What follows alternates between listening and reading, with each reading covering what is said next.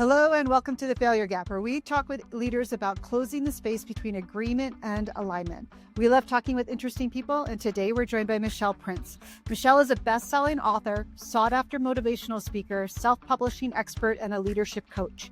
She's also the CEO and founder of Karrikins Group, a partner publishing company dedicated to making a difference one story at a time.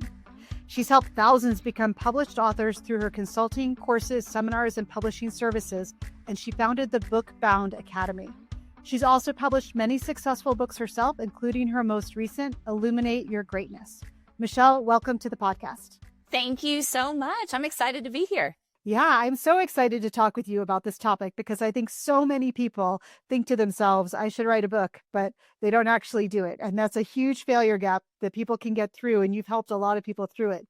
Before we get there, though, I would love to have you share with our listeners a little bit about your own journey to leadership. How did you come to be the CEO and founder of the Karrikins Publishing Group? I would love to say it was strategic and I had this grand plan and this is what I wanted to do my whole life, but it didn't happen that way. I actually wrote a book in 2009 and that book opened up doors for me to do speaking, coaching, consulting, things like that.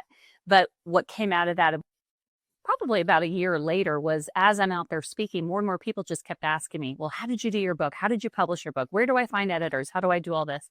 And before I knew it, I was sharing information with people. Eventually, I was doing seminars and courses and teaching people how to write, publish, and launch books. And so in 2010, I officially decided to open the publishing company because I saw that, within publishing, you've written a book, you know this, there's a great opportunity for people to do it, but the system's been broken for a long time. And so when I started this, I thought, if I'm going to help people to write books, I want to do it in a way where the author gets the benefit and not necessarily just the publisher. So it's a different model. And that was the beginning of my leadership journey. And that started in 2010. Well, I think that's, such a great story of finding your passion as you go along. And I don't know about you, but I talk with a lot of people who are coming out of college and they say, but I don't really know what I want to do.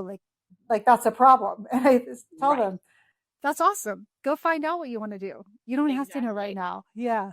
Like you're going to get there.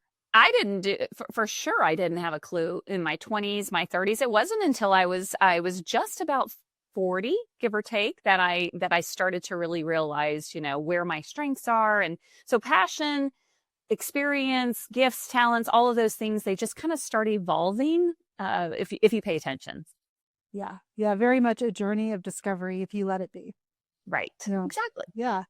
Well, I know that for all of us personally, we have our own failure gaps to cross between agreeing that something is a good idea and getting aligned and making it happen. I'm wondering if there is an example that you can share for yourself of where you've thought to yourself, that would be a really good idea, but maybe it's been a little bit of a struggle to get yourself aligned and kind of get it done, or where you've been successful in that, but it's taken a little bit of effort. Any particular stories that jump out at you that would be good to share?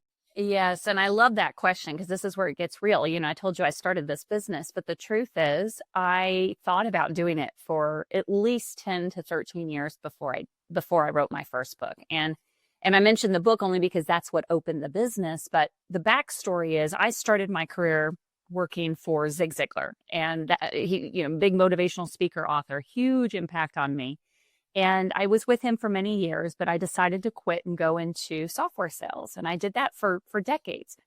But inside, I wanted to speak. I wanted to coach. I wanted to do more of what I was doing at Ziglar and motivating people. And I had this gap. I could not get my head around the how.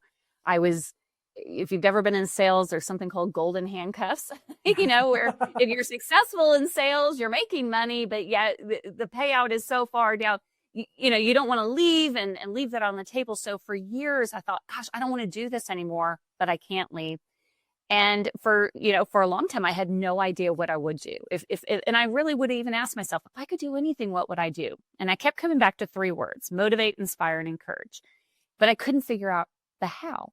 And one day I'm at a conference with a friend of mine and somebody hands me their business card and it says, speaker, author, coach. And I remember that moment of thinking, oh, I want to do that.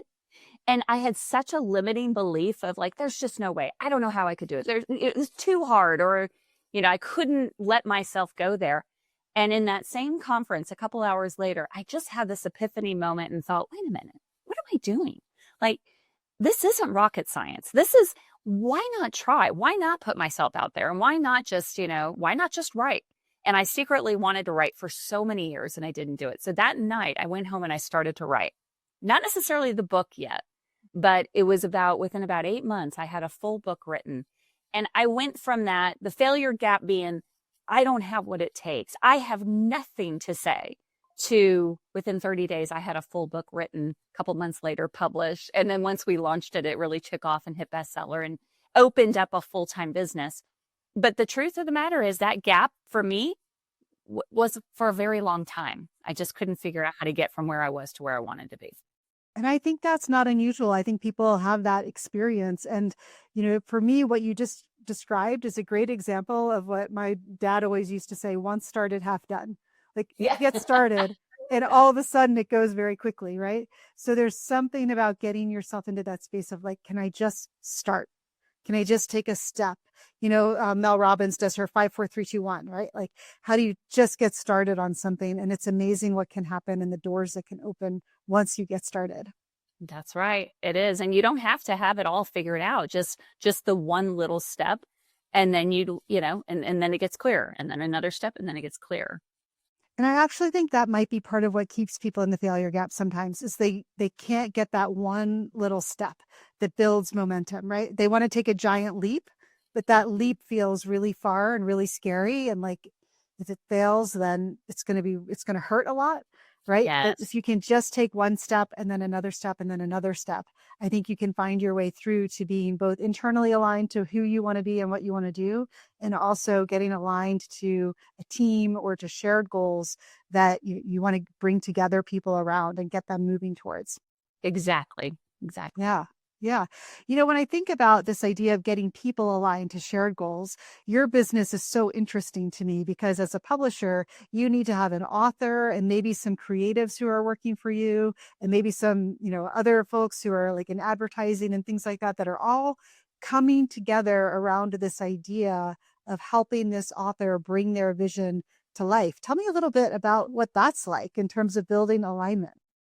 And this is the part I love so much. The industry defines publishing. There's really 3 types. There's self-publishing, there's the traditional model, and then there's hybrid, which hybrid is really technically what we do. But from day one, I called it partner publishing because the way I see it is I'm partnering with these authors and, we're kind of locking arms and we're going to get this book done. We're going to get it done well, and we're going to do it together. And so it's a very collaborative effort. But it's all about the author. It's their work, it's their story, and it's their platform we're building. So, but it takes a village. There's project managers, there's editors and cover designers, interior layout designers, there's the printers and the marketing people and the launch team, and all of those things come together. And I love that whole process of everyone getting on the same page with the same goal. But also, every project is unique and different. So it's really determining, well, what does the author want? Just because they want to write a book doesn't mean they have the same goal as somebody else writing a book. So building that custom approach for them is... And they might not know what they want. They have no idea. They have no idea. And in some case, well, it depends. We have some authors who, and I'm sure you're this way in all businesses, there are some who come with their mind made up and they want it exactly the way they want it. And then there are others who are like, I have no idea. And frankly, I don't really care. Just get it done right. And let's make a lot of money with this book. I mean, I literally just got off a kickoff call with somebody that's in our a mutual, the mastermind group that you and I are both in, Collective 54. And that was kind of I don't really care. Let's just get it done. Like, I don't care what the design looks like. I don't care what this looks like. And in some cases, that's even harder, right? Because they actually do care. They just don't know it yet. They just don't know yet. It's kind of like the joke I always make. It's kind of like a website design. You know what you don't like, but you can't articulate what you do like. Yeah. But that's why it's an iterative process. And we go back and forth. And, I've, from the very beginning, I never got into publishing to be a publisher ever. So the way I looked at it was, and I talk to publishers, I didn't want to have this, rigid structure of, here's what you get and that's it. Get what you get and don't throw a fit. Instead, it's very much like unlimited revisions. It's got to be what the author wants at the end of the day. So that's how we do it. Yeah, and I really love your concept of partner publishing, that you really are a partner in that process. I know for me, as I was getting Make How Matter pulled together, it I have a strong voice and I write a lot. And so there was a lot of content to, kind of put together into a book format, but I didn't really know or understand what I needed to have ready to be able to engage a publisher, to be able to say to somebody, hey, like, does it not need to be like 90% of the way done or 10% of the way done? Or what does that look like? And what I learned over time is that the answer is it depends. Like it doesn't actually matter. A publisher can help you, in a lot of different ways along the journey to getting to a published book. But talk to our listeners a little bit about if they have this dream of writing a book, what should they be prepared to articulate, or how would they talk with a publisher about what their vision is, even if they don't have that fully baked? Like, I think that is part of what keeps people in the failure gap, right? Is they don't know what they need in order to get started. Absolutely. And they also anticipate it to be a lot harder than it is or needs to be. But as you know, going through it may not be hard, but it does take effort.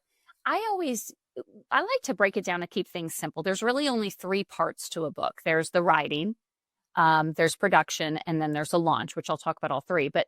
And there's some very basic decisions to make. And the first one is writing. Are you going to write the book yourself, or do you want someone to write it for you? And there's nothing wrong with either one. But like you said, you're a strong writer. I can't tell you how many people we do books for that are not, or they don't have a passion to write. But they're great at talking. So first deciding, do you want help in the writing part? Do you want a ghostwriter to interview you, pull it out of you? A lot of executives go that route, not because they can't write a book, just frankly, they don't want to take the time to sit down and do it. And it's still their voice. It's just out of your head on the paper. Somebody else is getting it done for you. And that's the first decision. The production part is really pretty set. And, there's editing, there's the cover design and all of that. What we try to do is get in their head as far as like, what do you envision for a cover? What covers do you like? What genre? Who are we going after? But most of the time people don't know.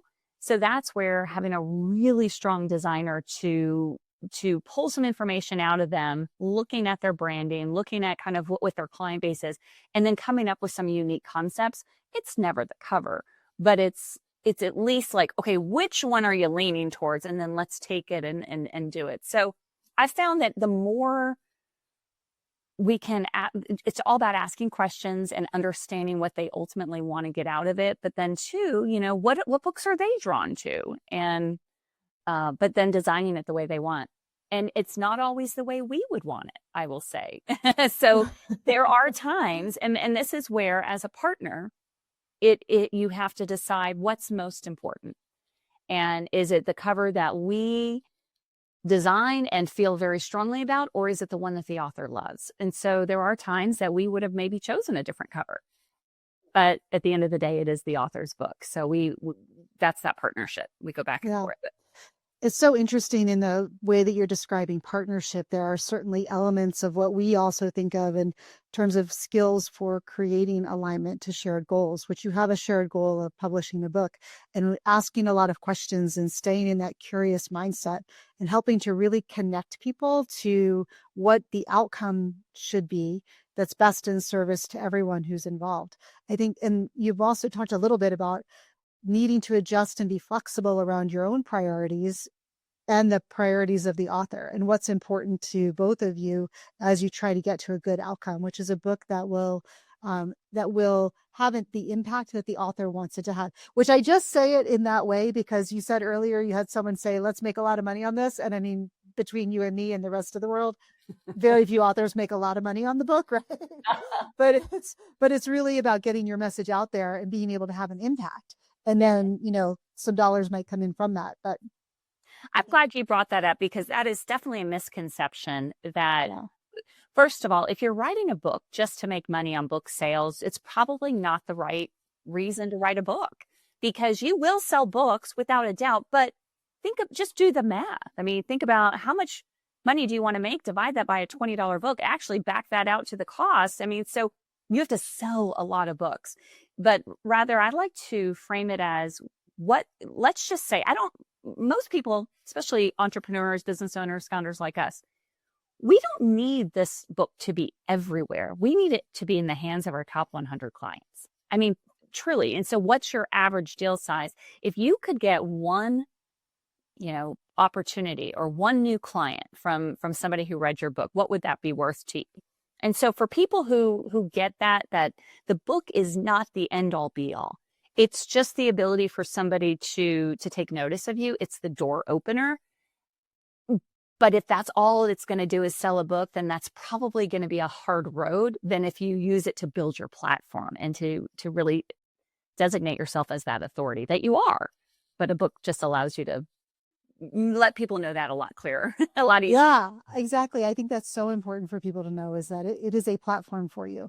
It is not necessarily, going to pay the mortgage. Right. On book sales, for sure. Now, right. Yeah. Yeah, exactly. I just had one of our authors, we did a book for him about a year ago, and he called me recently, and he has a great media company. Anyway, he called me and he said that he just signed on a new client. Had no idea where he came from, whatever. He literally reached out to him on social media and said, I just finished your book. Where do we sign up? Like, I'm ready to go. That. Yeah. And I'm like, that is exactly the point. It wasn't the $20 you got from that book sale, and actually a lot less because they'd be through Amazon. So the pennies you got on that book sale versus this was like $100,000 client. So that's where the opportunity is. 100%. I agree with you completely. And I think that's important for people to know going in, because again, if you're misaligned on the goal, if you're, and that could be a misalignment between, are we building a platform or are we creating a revenue generator? Then I think it's very difficult to get aligned and deliver together as a partner publisher in that space. For sure. That's not to say some people do make a whole lot of money on their books. Oh, yeah. Great for them. But I think the expectation should be that you're going to have the impact that you want to have for your business. Absolutely. And it's your core message. It's not the book people want. It's what value you are providing. And you're just providing some in a book, some on a podcast, some, in a consulting engagement. So just make it easy for your clients to realize what value you bring. And that's one of the things a book does. Yeah, absolutely. Well, Michelle, I would love to hear a favorite story of yours about where there was maybe an author or an opportunity that was just they were just kind of stuck, and you kind of had to work through to help them to get aligned on like the let's get this done attitude. Let's get this done attitude. Okay. I have one. Yeah. I'm not going to say its name for That's okay. Very soon, but this is one of my favorites still. And I'll preface it by saying we have now done like 4 books for him. So he got over this. Okay. But one of our clients, this was years ago, a very, very successful doctor, and frankly, obviously busy. We're all busy though, right? So, but that was, he knew he needed to write a book. He knew the benefit of it.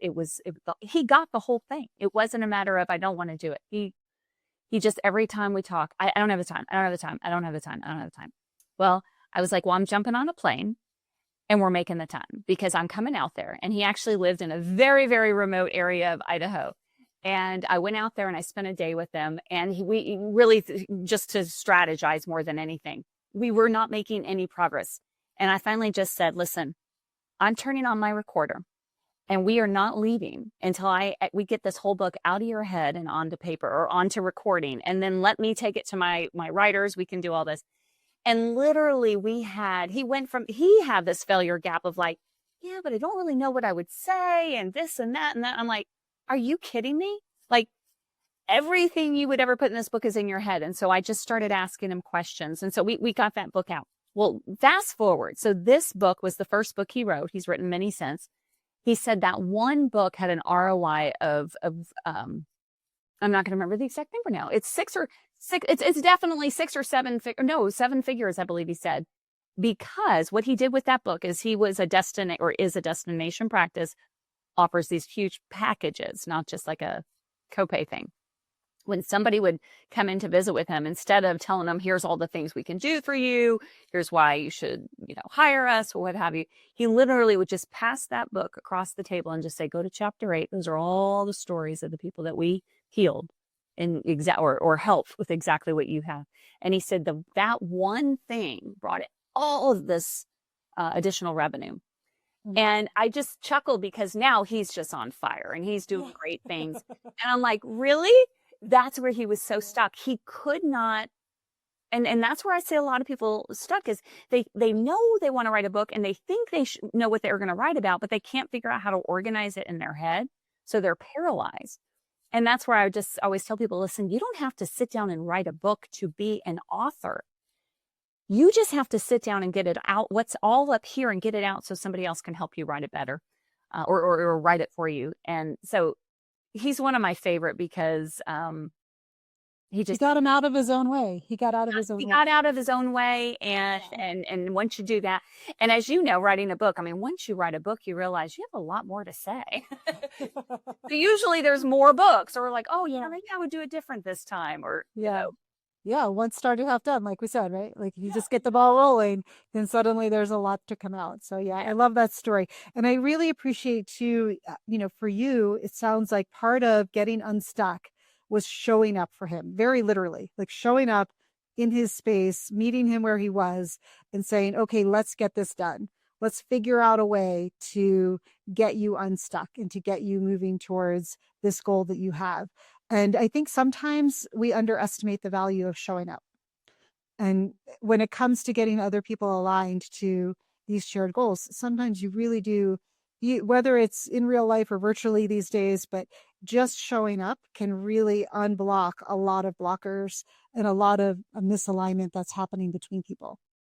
Well, and also too, with it was just that whole opening things up for people. A lot of times there's fear. There's, maybe not a belief that they have what it takes, whether it's a book or anything, a big goal that somebody on your team is setting.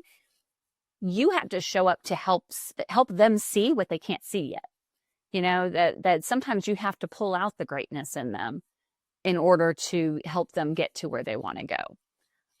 That's what I've seen a lot. And especially with a book, it is it can be a very personal, emotional process, even if the topic isn't, it's just a professional topic. Well, I think that should be your tagline. I'll pull out the greatness in you. Oh, I love that. Maybe I'll do that. I did. Funny enough, the last book I wrote was Illuminate Your Greatness, but it was something totally different. So I do love that. It's like and that's one of my, we all have our giftings. Like that's one of my favorite things is I love seeing something in someone else that they're just not fully there yet. They just can't see it quite yet, but it's there. And I think when we get to this idea of how do we get out of the failure gap and get aligned to deliver, whether on our own goals or together, part of it is sometimes letting people help you with that, letting people help pull things out of you and being willing and open to that process. And I do think there are people who think, nope, I've got to get it all done myself or it doesn't count. And you know what? We're all in community with each other in so many ways. And I think being open to and willing to have other people help you pull it out of yourself is a really great way to get to a goal that you might have. Absolutely. You can do everything alone, but why would you when you have the support of a team or a community? Yeah. And just because you can do something doesn't mean you should. Like, right. Why not do it with other people and have it be even better? Right. Exactly. Yeah. And there we have partner publishing, right? Do it in partnership with somebody. Well, we have covered some ground here, Michelle, and I'm curious if you had 2 or 3 just hot tips for people around how do you just get started? Like, how do we help people to get themselves unstuck around this idea of wanting to put their expertise out into the world in some way that has an impact? What are 2 or 3 things that you would really recommend that people just take to heart from this conversation? Thank you for asking that.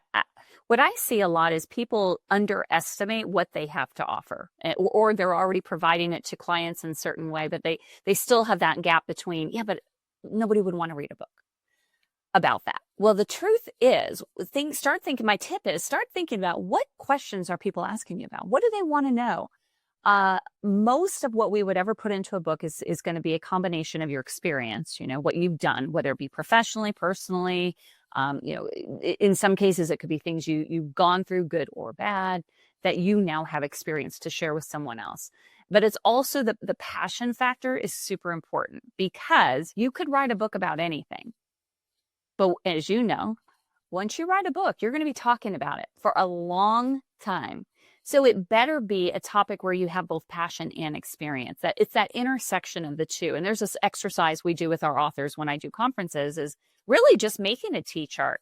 What do you love to do? For me, I do love personal development. I love leadership. I like, helping people to find their greatness, right? But I also have a lot of experience in that from working with Zig Ziglar and, my business and some other things. And so it's that intersection of the two that is a big part of my story. So that's the first tip. I would also, just as easy as this sounds, stop overthinking it. It's not as hard. I can say this because I thought this for so many years. I mean, the 10-year gap between me dreaming about writing a book and actually doing it, the hard part was just all in my head. It really was, because once I realized, wow, this is literally, there's like a couple of steps in here. It's like a recipe. You do it in order, it's not rocket science. But don't go at it alone. Find somebody to help you do it, but just stop overthinking it. And the last thing I'll say, and why I think people overthink this, at least I did for me, is it's not about you. It feels like it's about us because our book has our name on it and all that. But if you think about what is the book? What is a book? The purpose of the book is serving, right? In your business, whether it's consulting, professional services, whatever you do, you're serving people. So a book is just a way for you to serve more people. That's all it is. So almost a little bit, it's when you let that ego go away a little bit of like, okay, this isn't about me. This is really just about me being able to share what I really know so well with more people. Then it makes it a little less intimidating. You're like, well, why would I not do this?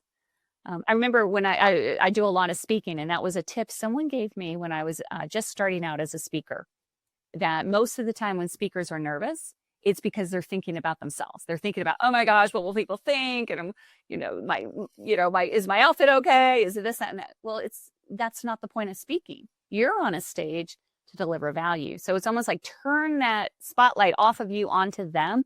It takes away all your nervousness because you're there to serve. And that's what book is. You're just sharing what you know with other people. Yeah. So it's having an impact on them. Yes. I would say it's more mindset than it is technique or ability.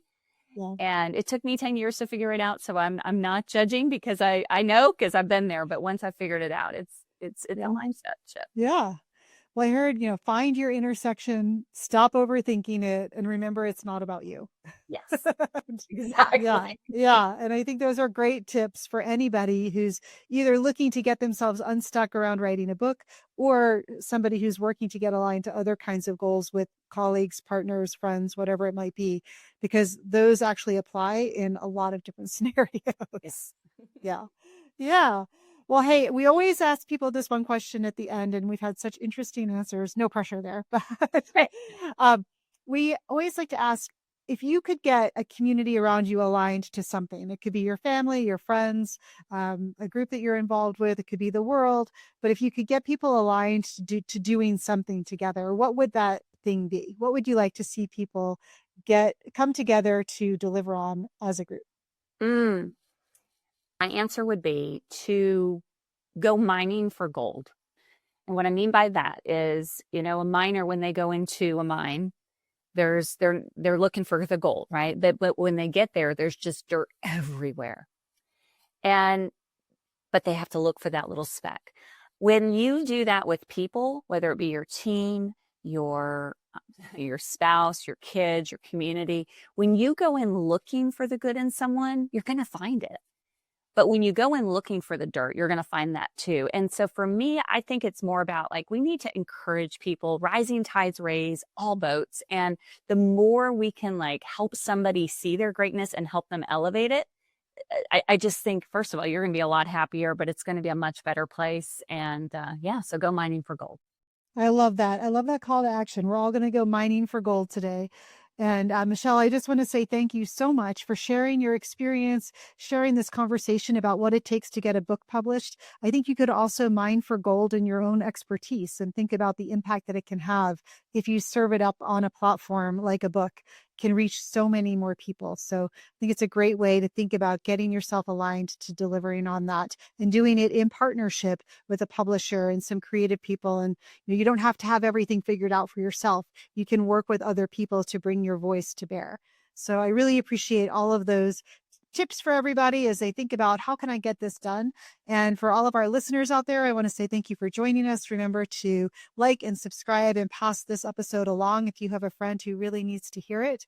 And as we like to say at Karrikins Group, to go far, go together, to go fast, go alone, to go far fast, get aligned.